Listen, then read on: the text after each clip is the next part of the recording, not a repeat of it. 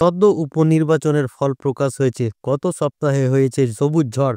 নির্বাচনে ছাপ্পা ভোট রুখতে প্রতিটি সরকারের আমলেই বিরোধীরা সরব হয়। মমতার সরকারের আমলেও তা বাদ যায়নি। কলকাতা পুরভোট হোক কিংবা পঞ্চায়েত ভোট, প্রতিটি ভোটেই কেন্দ্রীয় বাহিনীর দাবি জানানো হয়েছে। অতীতে পুরভোটে কেন্দ্রীয় বাহিনী কেন নয়, কেন রাজ্য পুলিশ, তা নিয়ে যথেষ্ট বিতর্ক ও ব্যাখ্যা দুই হয়েছে। কিন্তু ৭ কাণ্ডের পরে ছাপ্পা থামেনি। আজও ওঠে ভুরি ভুরি অভিযোগ। প্রয়াতের নামে পড়েছে ভোট, ভোট বয়কট হওয়া কেন্দ্রেই পড়েছিল ৯৫% ভোট, যা নিয়ে মামলা চলছে। এদিকে এবার উপনির্বাচনে ৬ কেন্দ্রে জয়ী হয়েছে তৃণমূল প্রার্থীরা। বলা বাহুল্যই বিরোধী দলনেতা শুভেন্দু অধিকারীর মুখে ফের বিরল বিস্ফোরক মন্তব্য। ছাপ্পা ভোট দিয়ে জেতার জন্য বিধায়কদের শপথে থাকবে না বিজেপি। উপনির্বাচনে সবুজ ঝড় নিয়ে কটাক্ষ বিরোধী দলনেতার। এদিন মমতা বন্দ্যোপাধ্যায় নিজে জানেন না ২০২১ সালে ৫৪,০০০ ভোটে উপনির্বাচনে জিতেছিলেন। ওর কেন্দ্রে ৭,০০০ ভোটের মাত্র গ্যাপ আছে। বড় বড় কথা, উপনির্বাচনে কি হয় পশ্চিমবাংলার মানুষ জানে না। ২১ সালে ব্রজকিশোর গোস্বামী ৬০,০০০ ভোটে শান্তিপুরে জিতেছে। সেই শান্তিপুর থেকে জগন্নাথ সরকার ২৪ সালে ৩০,০০০ লিড নিয়েছে।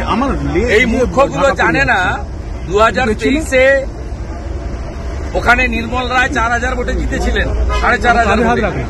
ওই কেন্দ্রে নির্মল রায় হেরেছেন লোকসভা নির্বাচনে ২০,০০০ ভোটে জয়ন্ত রায়ের কাছে, বিজেপির কাছে। অতএব এসব কথা গল্প বলে লাভ নেই, গল্প বলে লাভ নেই। ভারতীয় জনতা পার্টি মানুষের মধ্যে আছে।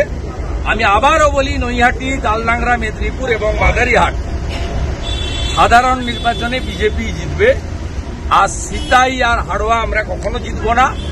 সিতাইতে ৪০% মুসলিম ভোট একসঙ্গে ভোট দেয় মুসলিম লীগকে, মুসলিম লীগ 2 মমতা ব্যানার্জিকে।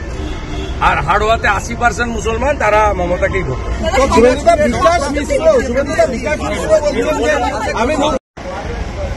ওয়াকফ জয়েন্ট পার্লামেন্টারি কমিটির কনসিডারেশনে আছে।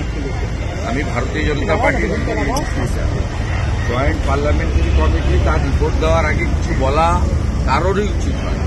এখানে পোলারাইজেশন এবং তোষণের রাজনীতি আর ভোট ব্যাংককে মজবুত করার জন্য এটা প্রতিযোগিতা চলছে। ২৮ তারিখ সিদ্দিকুল্লাহ সাহেবরা ডেকেছেন আর ৩০ তারিখ মমতা ব্যানার্জি ডেকেছেন। শান্তি শৃঙ্খলা মেনে, নিয়ম মেনে করলেই হবে। বিধানসভাতেও তারা প্রস্তাব আনছেন। বিধানসভায় যখন প্রস্তাব আসবে তার উত্তর আমরা বিধানসভার মধ্যেই দিই। জেপিসির আন্ডার কনসিডারেশনে থাকা অবস্থায় কারো কোনো এই ধরনের জিনিস করে উত্তেজনা বাড়ানো উচিত।